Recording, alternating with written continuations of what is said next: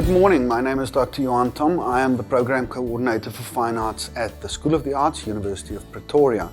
In what follows, I would like to just briefly introduce you to what studying fine arts at UP might entail. I will do this by quickly referring to some of the most frequently asked questions that prospective students have. I guess the first question is, why study fine art? We find that our students are typically very creative, very critical, and very curious about the world. This really is something that has to do with the student's capacity to ask questions that function slightly outside of the box. These are valuable skills for us because it means that fine artists ultimately become people who challenge accepted norms. So if you are that student, we want you. This brings me then to a second question. Well, what are the career prospects for someone who has studied fine art? Typically, we know that there are career tracks such as being a fine artist, someone who establishes their own studio and works within that studio to create their own artworks. There's a burgeoning art industry not only in South Africa but globally, through which contemporary artworks are exhibited, sold, and placed into museums, for example. We also know that typically fine artists may become curators or critical writers.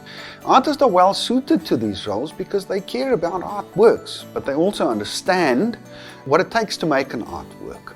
And so they have a level of empathy both for the artist who's produced that work, but also for the artwork that is displayed. On a more broader scale, of course, the world needs more creative thinkers, especially if those creative thinkers challenge the status quo, the world as is. Because if you work in an industry, it's quite something to develop new ideas and put them out to market, whether that is through generating new products or new idea structures. So we find that fine artists end up doing almost anything in the world, but specifically within industries where they require original thinkers. Then something about the course structure. Typically we have a fine arts studio-based practice that would include things like painting, like learning how to work with bronze sculpture, installation, film and video, for example.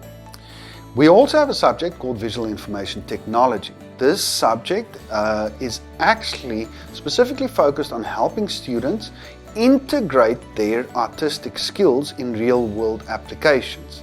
This might be anything from recording video interviews to doing extended community engagement projects with existing initiatives.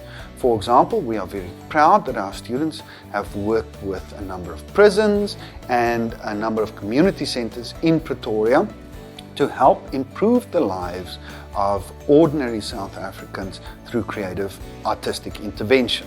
Then we also have our theory subject, visual communication. That's a mix of theory, of critical thinking about images, whether they are contemporary or historic, and some art history as well. So it is an all-rounder subject that really helps people understand the way that visuals fit sensibly into society and its changing world concept. This is taken up to third year, after which students typically move to their fourth year. Fourth year for us is when students really specialize in terms of their practical skills that they learn through the first two technical years of training, and where they apply these to an artistic research project of their own.